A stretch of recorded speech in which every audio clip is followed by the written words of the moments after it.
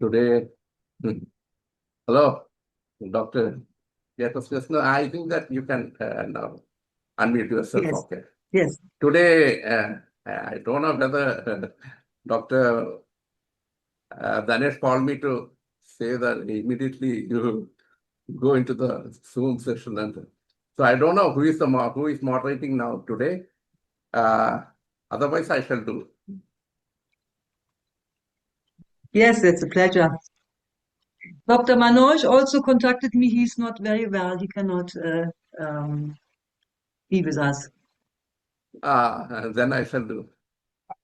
Here today we have a great personality, Dr. BEATRIX GESSNER.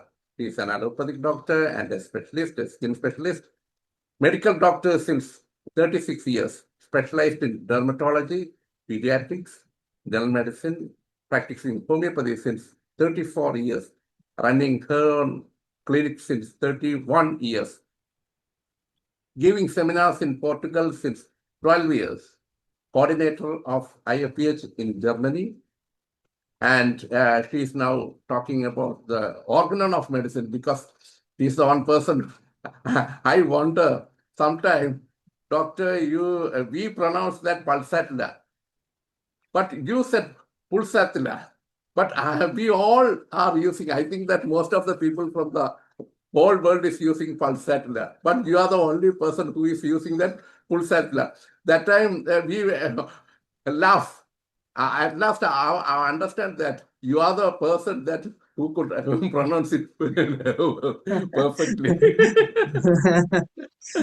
Yes, the So, German pronunciation. You know, in Latin America, they say pulsatilla in pulsatilla. Everybody pronounces it in his own language, and your English is pulsatilla in Cilicia. Yeah, so today that's nice. you are talking about the review of on organon. We know that Hanneman taught from her Hanneman's land. She is coming, and she can say more about things. That is, we never heard about it. So we welcome you with wholeheartedly. We welcome you, doctor. You can start now. Thank you very much, Dr. Hubert. Thank you very much for the invitation. Yes, and as I presented a lot of presentations with cases and dermatological cases, I thought to myself, perhaps I will choose another object. And for me, it's also very special today to talk about the organon. And it's a special honor for me to give that presentation about the organon of the healing art, as Dr. Hahnemann did choose it as a title. So the title makes it already clear. The vocation of the physician is to heal. And well done, this will be an art. I'm sure in India, you know the organon very well. And I asked myself, what can I contribute? I also got a lot of inspiration by Dr. Gustavo Pida and his wife Sandra and my dear colleague Florencia from Buenos Aires. Dr. Peter already presented his work about the organon with the IFPH, and he made a tremendous effort to publish a new and genuine translation of the organon in his country. And we spent many precious hours together as a group in his house working on this. So, coming from Germany and being a native speaker, educated in homeopathy in my country and working more than 30 years daily with this healing method, perhaps I could give support for the correct translation of the words, of some words Dr. Hahnemann did choose, and at the same time making the deeper meaning of his thoughts and phrases more transparent. Every language is unique and has its own individual beauty. We hear the words, they form a phrase, which is transmitted in a meaningful information received by another person who is also an emotional being. So the language is always transmitting verbal and non-verbal information. which makes the translation into another language a real challenge. And our group in Buenos Aires, we felt that when we were working together. So what I could say about the German language of the organon is that Dr. Hahnemann was a real master, explaining very complex conditions very clearly and well structured. It is amazing how he was capable to choose the words and phrases in an order which also represent the order of the subject which he was explaining.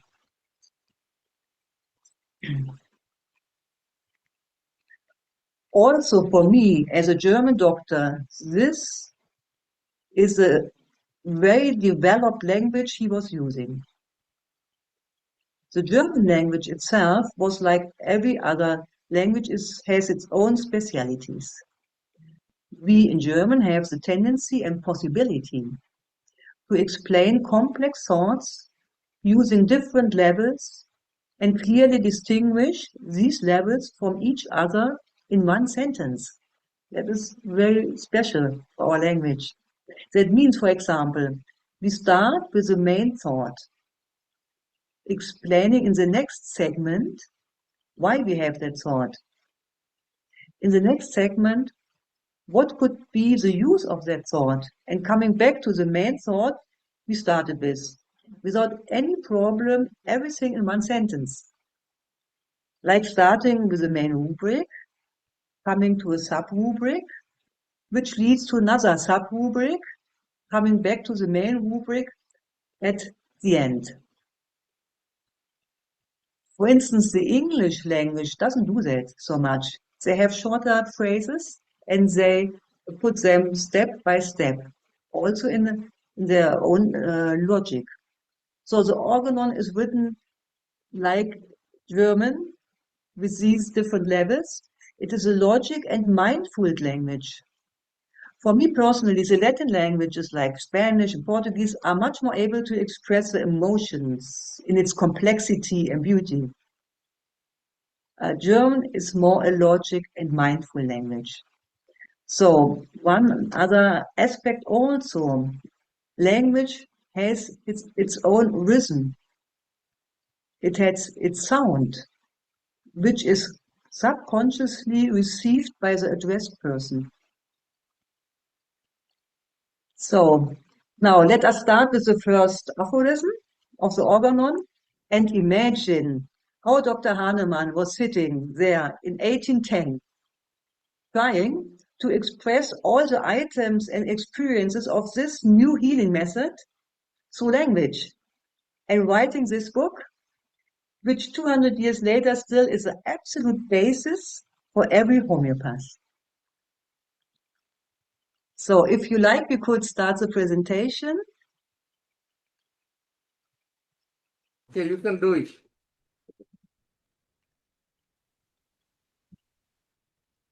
Yeah, okay, fine. Yes, fine. Okay.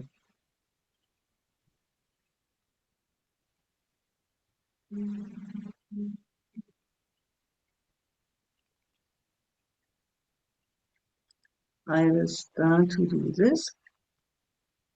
Okay. So now you will hear listen to some German. I will read the first aphorism in German.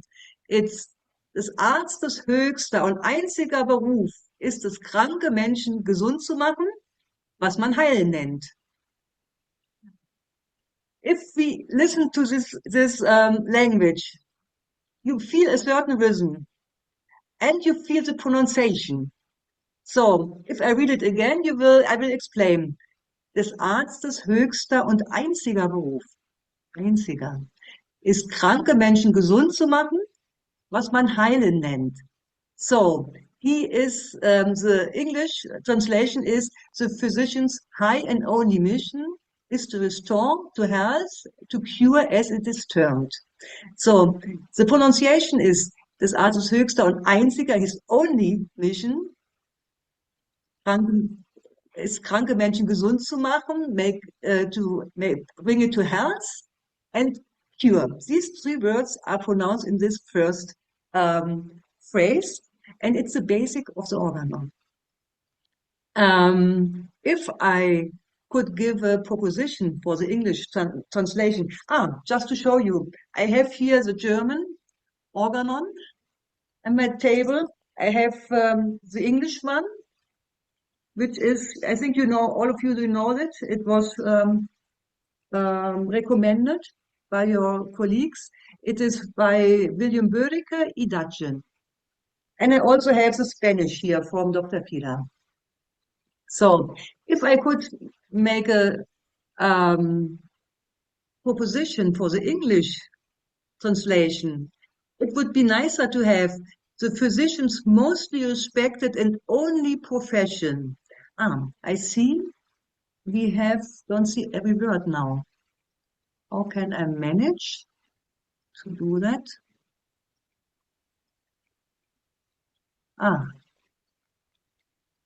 The physician's most respected and only profession is to cure. That means to restore the health of the sick, because the English language is a bit different, and it would be more clear in English. The physician's most respected and only profession is to cure. Okay, so just an idea.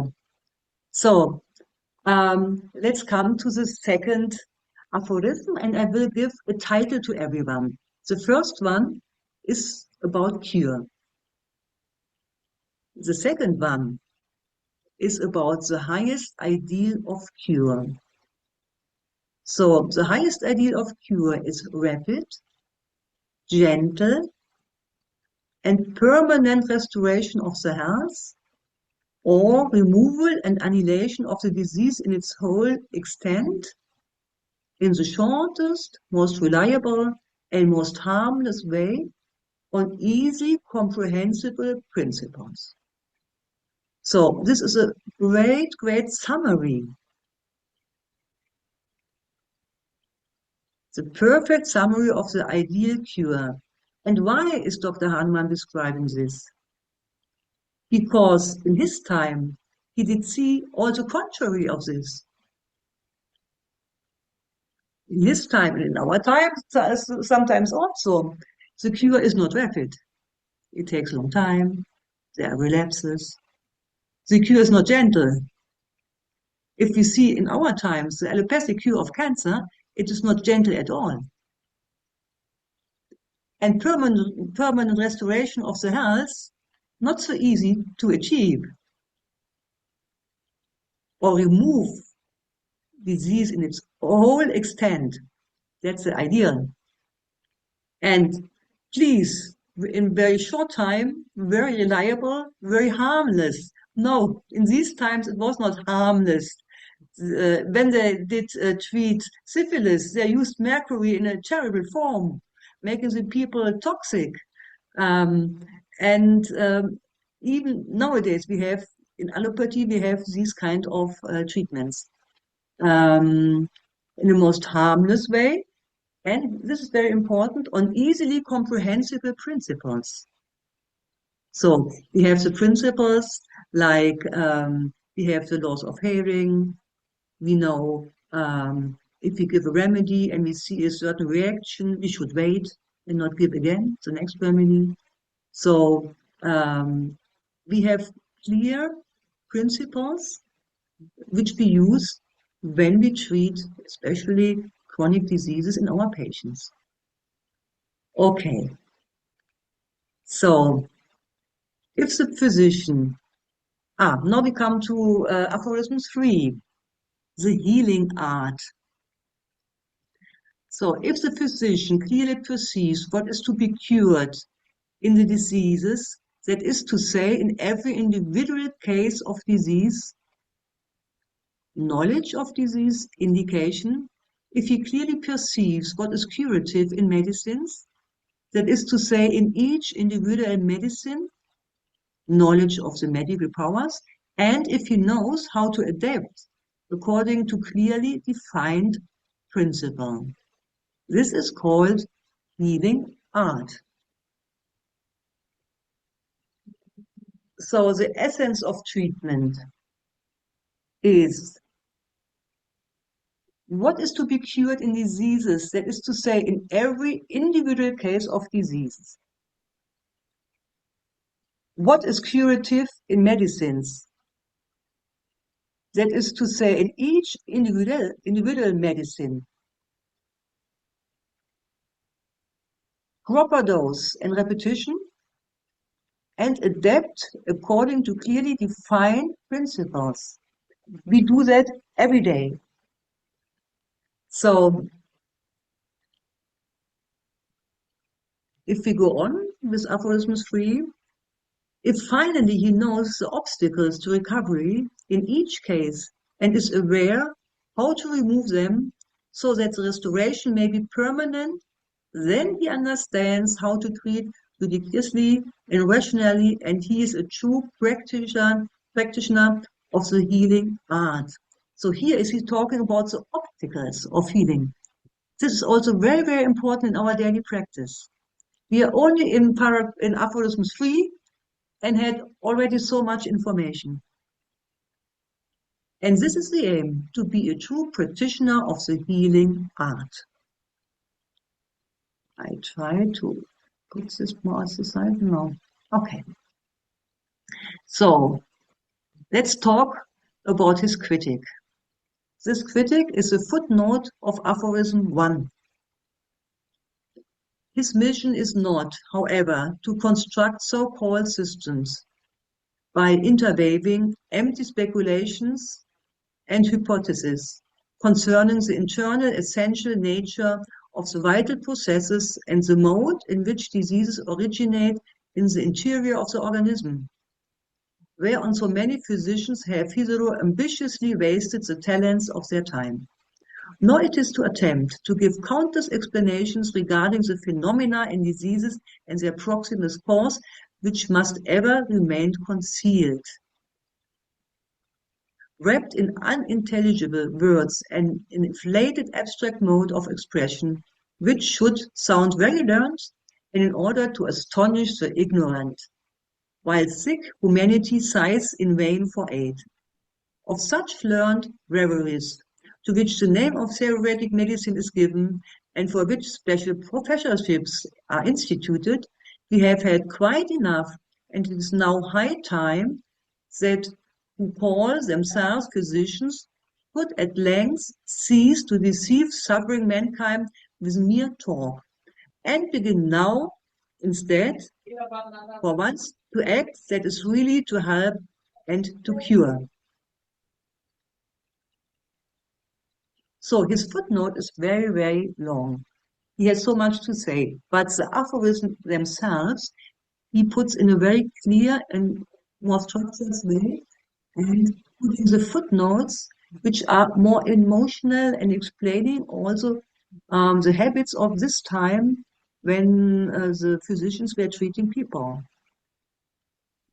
So we can say Dr. Hahnemann was very practical minded. He was searching for a reliable system to cure. And he succeeded to inherit such a system in a complete design to us. It is a parallel medical system to allopathy. It's complete and it's working since 200 years. So homeopathy versus allopathy. For Dr. Hahnemann, the biggest enemies were not the allopathic doctors, but the pseudo-homeopathic doctors.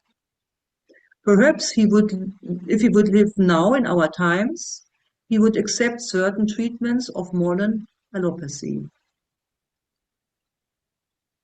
So let us come to the next aphorism. Prevention. He is likewise a preserver of health if he knows the things that derange health and cause disease, and how to remove them from persons in health. So, prevention is one of the highest goals of a physician. Like Hippocrates, many, many years ago, said, diseases don't fall from the sky. They develop from the daily sins contra the nature. If these accumulate after some time, diseases can appear all of a sudden. So let us go further. Aphorism 5, cause of the disease. Useful to the physician in assisting him to cure are the particulars of the most probable exciting cause of the acute disease, as also the most significant points in the whole history of the chronic disease, to enable him to discover its fundamental cause, which is generally due to a chronic miasm. So here we have already the distinction between acute and chronic conditions and miasmatic background. We are only in aphorism 5. In these investigations, the ascertainable physical constitution of the patient, especially when the disease is chronic, his moral and intellectual character, his occupation mode and living habits, his social and domestic relation, his age, sexual functions, etc., are to be taken into consideration. So nobody did such a complete interview in those times. Nobody. It was very, very special by Dr. Hahnemann. So now we have a very next aphorism, also very important, is an unprejudiced observer.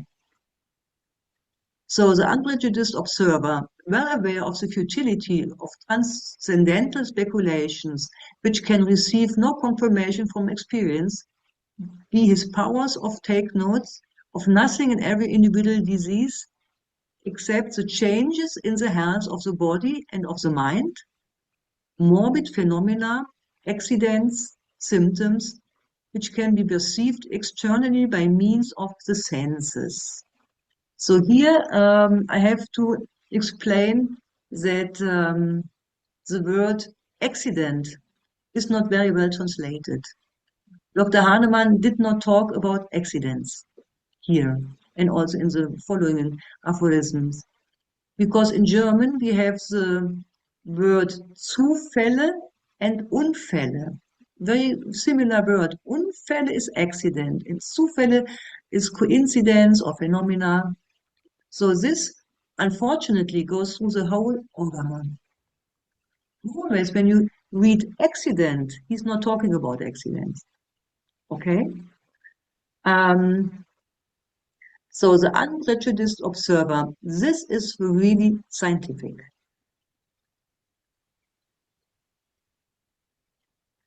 It could be not more scientific to observe what is the body showing, take the symptoms, observe what are the healing plants and healing remedies showing, and transform this as a medication.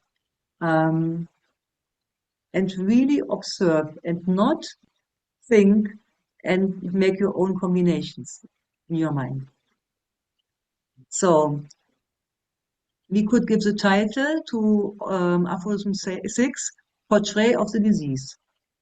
That is to say, the notices only the deviations from the former healthy state of the now diseased individual, which are felt by the patient himself, remarked by those around him, and observed by the physician. All these perceptible signs represent the disease in its whole extent, that is, together they form the true and only conceivable portrait of the disease. Also very important, he notices only the deviations from the former healthy state of the now diseased individual. That means the character and modalities which were there before, like a joyful or more concerned personality, being thirsty or thirstless, being warm or cold-blooded, liking eggs or not, being sympathetic or not so much, all this shows the former individual health, and only the deviations are the morbid changes. Only the deviations. So here we have a highly respectful perception of the individuality of the patient, and this in these times. Now let's come to the next aphorism, number 7. Disease demands the remedy. now, as in a disease from which no manifest exciting the maintaining cause, causa or causignalis, has to be removed. We can perceive nothing but the morbid symptom. It must, regarding being had to the possibility of a miasm and attending paid to the accessory circumstances, paragraph 5, these are symptoms alone by which the disease demands and points to the remedy suited to relieve it. So this was a really, really big jump, thinking that the symptoms give an information to the physician, the information he needs to treat. Because also in these times and also nowadays, there's a certain reflex. There's patient suffering, having symptoms, and we want to remove the suffering, and we want to remove the symptoms. And the idea that the body is talking to the physician, explaining what kind of remedy he needs by producing symptoms, is a very, very genial idea. He's following now, and moreover, the totality of these its symptoms, of this outwardly reflected picture of the internal essence, of that is, of the affection of the vital force, must be the principle or the sole means whereby the disease can make known what remedy it requires. The disease can make known what remedy it requires. Here he is repeating. So, aphorism 7 is talking about cure and transforming health into health. Cure and transforming into health. The only thing that can determine the choice of the most appropriate remedy, and thus in a world, the totality of the symptom must be the principle, indeed the only thing the physician has to take note of in every case of disease and to remove by means of his art, in order that it shall be cured and transformed into health. Also very genial. And here you also can see the form of German language. Here he's starting with the only thing that can determine the choice of the most appropriate remedy, and the sentence will close, in order that it shall be cured and transformed into health. And in the middle are explanations or going in more detail in the subject. So that's how our language is working. And here we also see a very big jump. The organism is wise. It is producing symptoms and show with the symptoms which remedy he needs. So this perception is genial. Now I will come more or less to the end. We have aphorism 8, removal of all symptoms. It is not conceivable, nor can it be proved by any experience in the world, that after removing all the symptoms of the disease and of the entire collection of the perceptible phenomena, there should or could remain anything else besides health, or that the morbid alteration in the interior could remain uneradicated. Here, the German word Zufall was not translated as accident, it was translated like phenomena, which is correct. Footnote: suppression. In all times, the old school physicians, not knowing how else to give relief, have sought to combat and, if possible, to suppress by medicines, here and there, a single symptom from among a number in diseases, a one-sided procedure which, under the name of symptomatic treatment, has justly excited universal contempt, because by it not only was nothing gained, but much harm was inflicted. A single one of the symptoms present is no more than disease itself, then the foot is the man himself. Also very well expressed. So thank you very much for your attention, and please forward your valuable comments. Dr. Hubert, are you there? Yeah, I am here, but I meet Dr. Danesh now. He's there.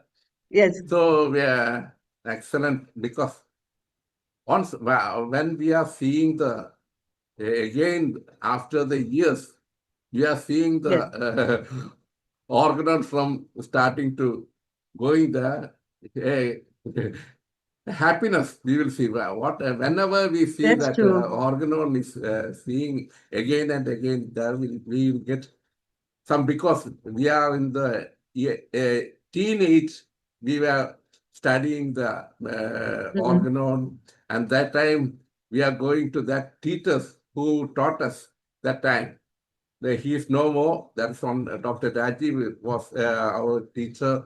And the first time, whenever we heard that these are the symptoms, these are the disease, what is disease and what is vital foods, these are the principles. While he was explaining it, and he again said that in the allopathic method, they are cutting and throwing it away.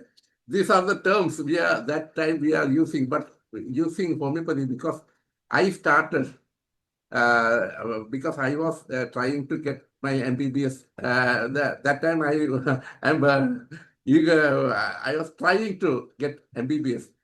For a short time, I came between sometimes there was an interval. That time I just joined homeopathy. My father was a homeopathic doctor, and my sister was a homeopathy. He's a homeopathic doctor, and that is why he uh, made a path for me to go to the homeopathy. Then I taken it. Accidentally, I came to that. But I think that that was a great blessing for me in this time.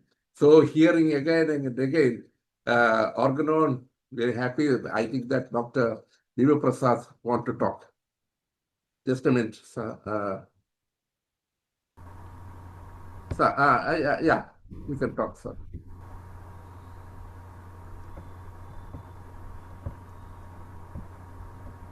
Dr. Bidu Prasad, Yes, yeah. sir. I am audible, sir.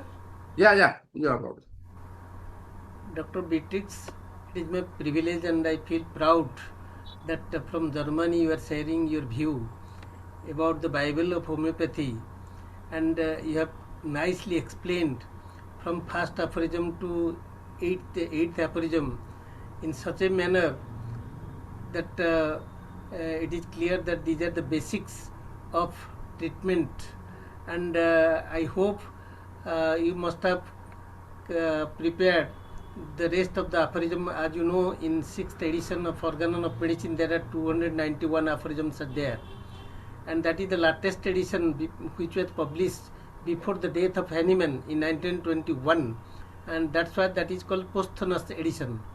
So Mhm. every aphorisms, that means they are interrelated paragraphs, and all paragraphs bears certain value as you mentioned from aphorism number 1 to 8. So how to frame out the total portrait of the disease as mentioned in aphorism number 6, about the causes of the disease in aphorism number 5, about the highest ideal cure in aphorism number 2, about the requisite qualification of the physician in aphorism number 3, so and about the totality of symptom and accessory circumstances which are bare necessity for the physician to eliminate other vague things and come to the conclusion and select remedy. So in homeopathy, the basics you have described today, and excellently, and even you prepare the critics of each aphorisms, and I would like to request you to prepare such type of explanation with a precise meaning from 1 to 291 aphorism, which will be benefited our what I am telling our family. So is it possible, madam? So first of all, thank you very much, Dr. Bibu Panda. And yes, it was a pilot project today for me. I started with the first aphorisms, and it's quite a lot of work also. to do this. And Dr. Manoj was so nice to give me the English translation so I could use it for the slides. I wanted to see whether this is valuable for you. It makes sense for you. I don't know. And I also wanted to give now some time for discussion because this is interesting. How you interpret the organon, or what do we say, for instance, that Dr. Hanuman clearly said, we only take the deviations from the healthy state. And we have that in our daily practice. So I would like to that we could have a nice discussion. No, I see you. Nice. That we could have also a discussion about the different aphorisms. And as you are working since many, many years with it, and all of us, and as Dr. Hubert also is saying very correctly, if we read the organon again after 10 years, after 20, after 30, we understand much better the value. And then if it is of any use for IFPH, it would be possible for me from time to time to go to more aphorisms with you. Thank you, madam, for your nice comments. And again, I listened carefully about the explanation from first aphorism to eighth aphorism. So Hahnemann has emphasized that our main mission is to cure. Our mission is not that how disease occurs. So we should not waste our time because the suffering, the person who is sick, he is suffering. So in a holistic purpose, holistic basing on holistic principle, that means the body, mind and spirit, so everything that act as a unity in health. So the person cannot suffer separately in body or mind mind. So whenever you treat or whenever a person becomes sick, so he can't suffer separately, he will suffer as an unity. So we have to treat the patient as an unity, as a person, not the part, not the organism, the organs, not the system. So holistic approach is the concept of homeopathy. Individualistic approach is the concept of homeopathy. Dynamic approach is the concept of homeopathy, because homeopathy based on the philosophy that is substantialism. So we don't believe on materialism. Materialism means matter and motion. So they are the end. They are the end product. They are the concise of your substantialism. According to homeopathy, the beginning is imperceptible. So the changes starts in world of thought and it express in the world of matter. So if you consider the world of thought and treat accordingly, then there will be no deviation occurs in world of matter. So to remove the deviation, that means the signs and symptoms which appear when the internal vital force derange, if we will arrange it systematically and form a portrait, then and treat accordingly, then the disease will be removed from cause and effect both. So what you have explained within a short time. So I am grateful to you and expect such type of explanation in future also, madam. Thank you so much. And you also explained very well the unity of us, the holistic view of that everything is together. And the first deviation is energetic. Yes, Yes. yes, very good discussion is going on. Anyway, Dr. Beatrice, it's really a very good presentation, as just our Vibhu Prasad Pandit sir told, and as sir was the former principal of Homeopathic Medical College and is important in the field of homeopathy, and we are very lucky to have such person in this forum for discussion. And as we used to say when I was a first year student at homeopathic medical, one of our professor and Dr. Cora Jacob came in the college and started with physician's eye and only mission is to restore the sick to health, like that. Then we were just looking for what is there in new in it, that there is nothing like that in the beginning. But only after studying the material in detail, then only find that what is the relevance of that aphorism. Now we need to cure the patient in the shortest possible time. And what way? That is very relevant. You can do why so many people believe that allopathy is the fastest system in the field of medicine, and they're working in that way.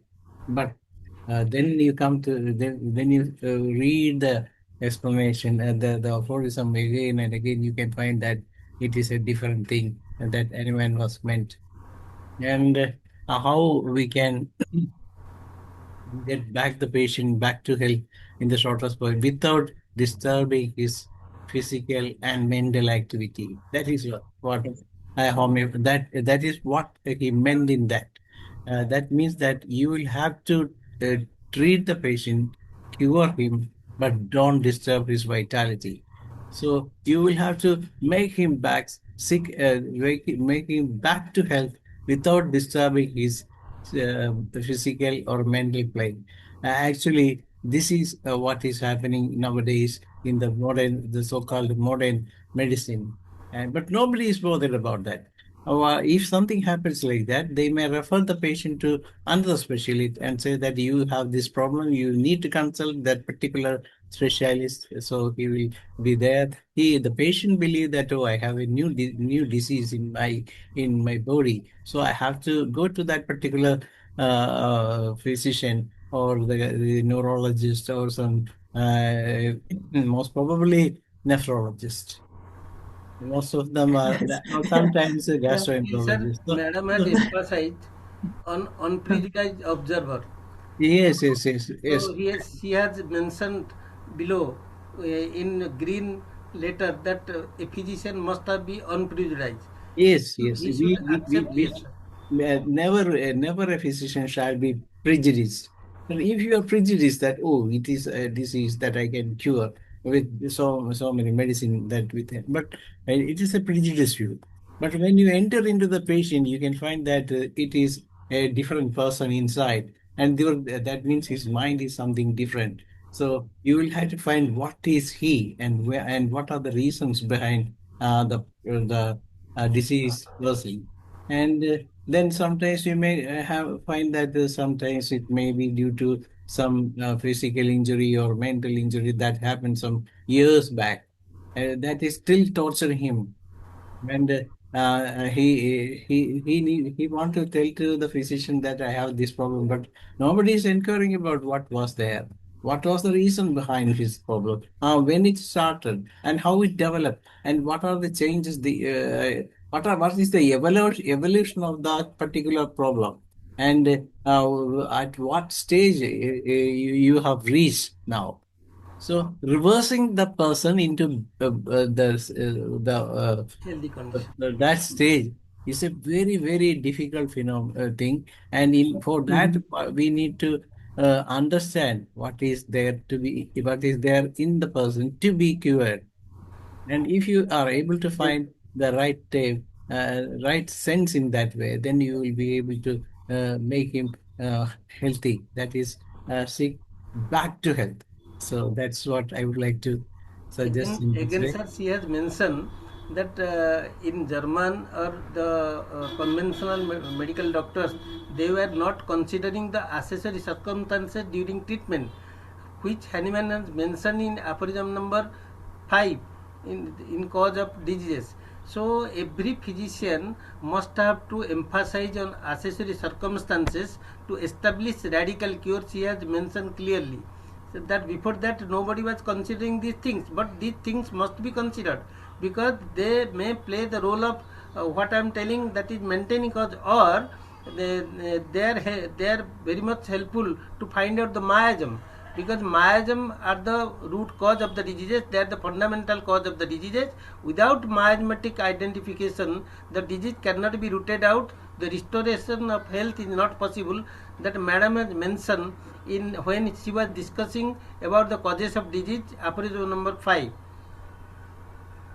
Yes, these things are very important, and perhaps I could also tell a bit personal story. When I was studying starting to study medicine as a student? Doctor, I have while treating Yes. some patients, just giving some drops of medicine in their mouth. That time immediately they will be, sometimes they very get immediate result maybe there. That time I was very much wondered how it is possible. Because whenever the drop is just touching the tongue, so many people may say that now I got some relief. That time while I am going through the neurology, last time I am going to learn that and for preparing the notes, that time I wondered, is it due to the action of trigeminal nerve? Because trigeminal nerve is the part, most of the, this, There are three branches, sir. Yes. yeah, that branches and immediately touch the, I think that, is it, what is your opinion about it? Sir, our medicine. Well, and there's something I would like to point on also. We have to imagine in these times the level of medicine. And Dr. Hahnemann, he was suffering a lot. He was suffering so much. He was seeing the patients not getting better. He saw there is no system how to treat well. They did use some mixtures of some medicines. It was terrible, and he was suffering so much, and we know this that he stopped to treat until to find a new form. And for me, if I look at these aphorisms now, from my perspective, we cannot admire enough his purity of soul also. He really wanted to help. He said, stop talking in a nice manner, cure the people. And that's the first aphorism is say, cure, we have to cure. And what I would like to tell you as an anecdote. So when I entered medicine in Germany, it was only allopathic medicine. We did not have any possibilities like you in India. So in the first week, I was very astonished. They did not talk with us about disease, health, what is health, what do we want to treat. I would have expected exactly what the organon is doing, and there was nothing. We went to the to anatomy. We had to do the preparations of the dead corpus. We had biochemistry, histology, and all these things. Okay. And after 2 years of theoretical subjects, we started with clinical subjects. I was very happy. Oh, today we start with general medicine. Oh, will be interesting. Cool. We entered into the hall, and in that time in Berlin, in Germany, the capital, we have been more than 300 students. Okay, we entered. The professor was there talking about gastric ulcers. Okay, explaining very well. He said, yeah, the gastric ulcers, we observe that in springtime and in autumn, they are more strong. People get more affected in these times of the year. I'm talking. So I raised my hand and said, oh, Professor, I would like to ask you, why is that like this? Do you know? And he said, no, we don't know, but we observe. At least he was honest. I said, okay, they don't know.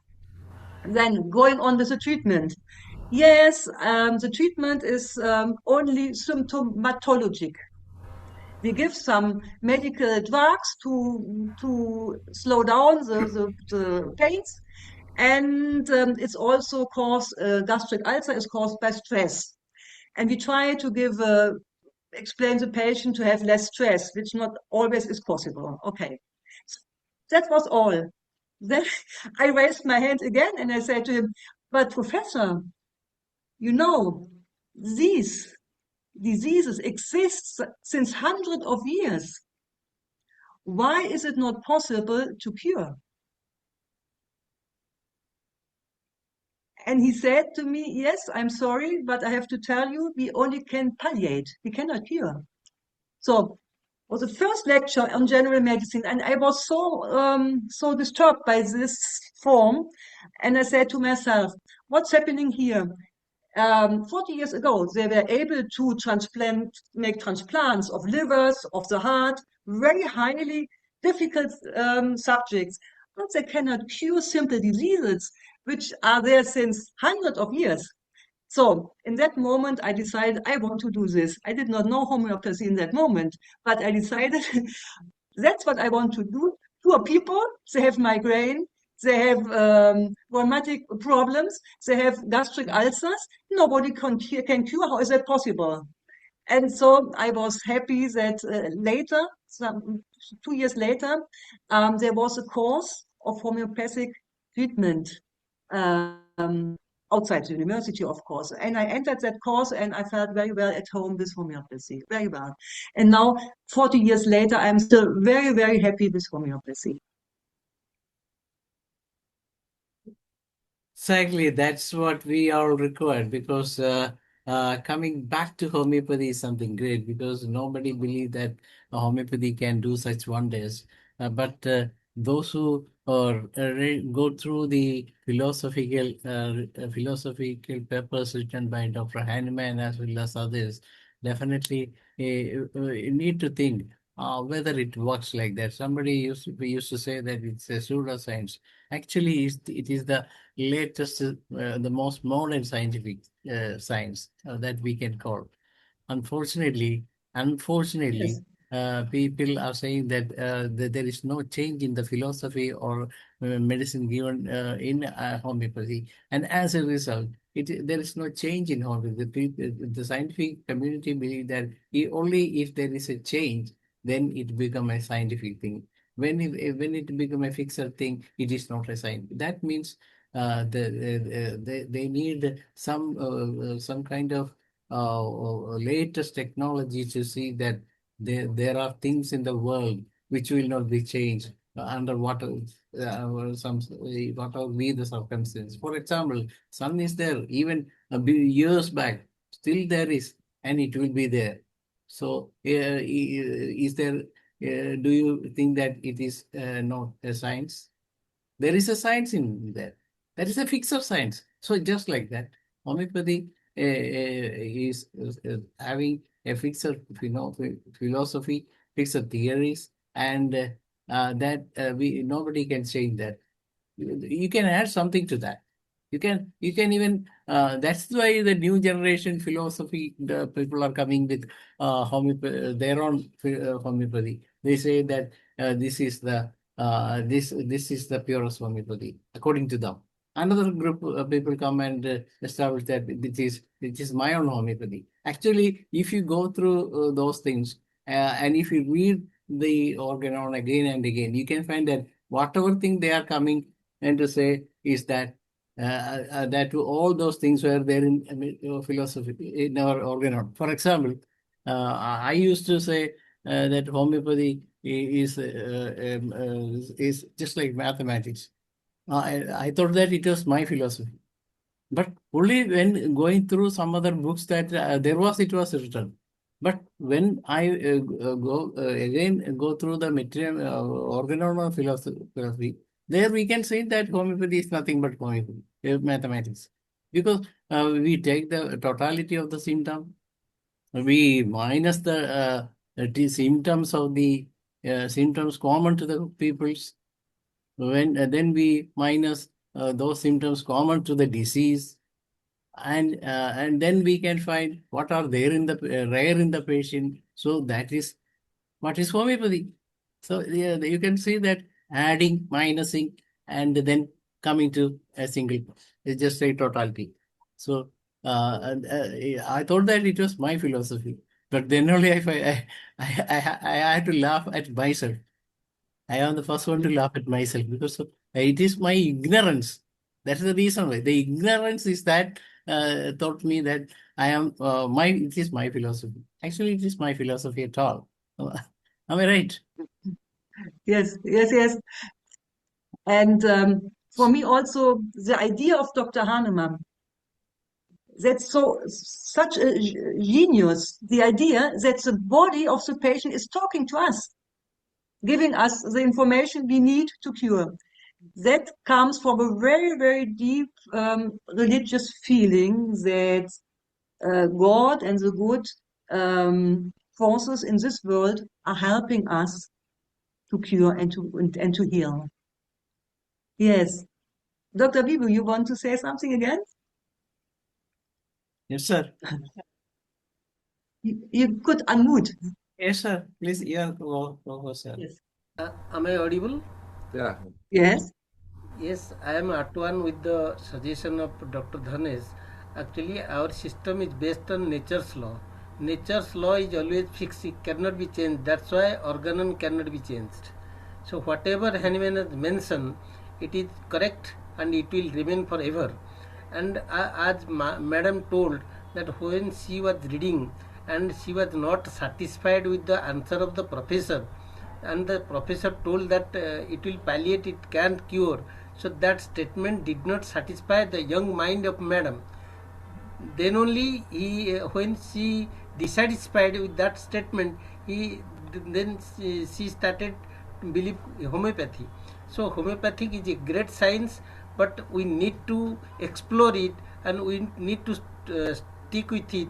Then only you can explore our science and it will give you the result which we need.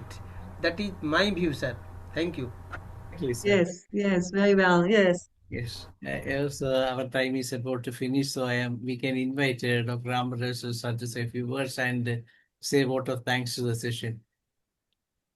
Thank you, Dr. Dhanesh ji, and congratulations, Dr. BEATRIX,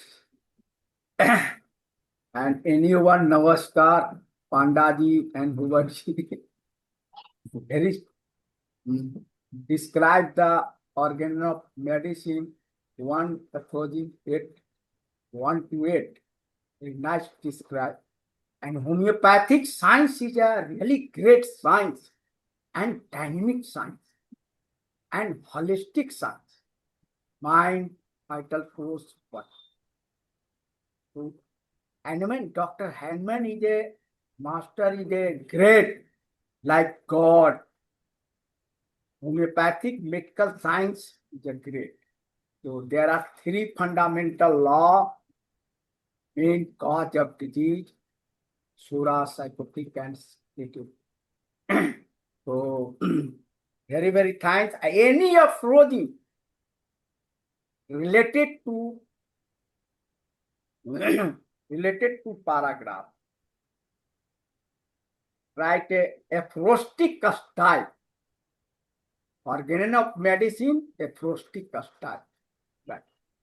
So Dr. Hahnemann described the classification, knowledge of disease. First, knowledge of organon of medicine, knowledge of materiality, or any other knowledge, pathology, surgery, any types of knowledge. Lekin there are 2 knowledge which are important. Yes. Those. So very, very thanks, Dr. BEATRIX. Again, presentation. Behalf of IFPH, whole team. Very, very thanks. Thank you. Thank you, Dr. Also, Ramdas. always a pleasure.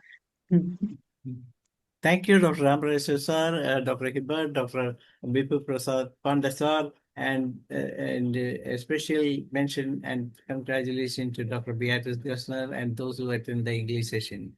And tomorrow we will have a session from Dr. P. Nitish, MD, and he's the CEO of New Life Homeopathy Clinic, Thrissur, and is the founder of archetype modulation therapy, and he will be talking about as the structured approach to clinical reasoning in homeopathy. So another philosophical as well as theoretical part coming tomorrow. Hope all of you will join us. Join the meeting tomorrow at the same time. Thank you all. Good night. Over to Dr. Maria Majon to moderate the second our Malayalam session. Thank you, Dr. Beatrice. Hope we can have the second part as early as possible. Good night.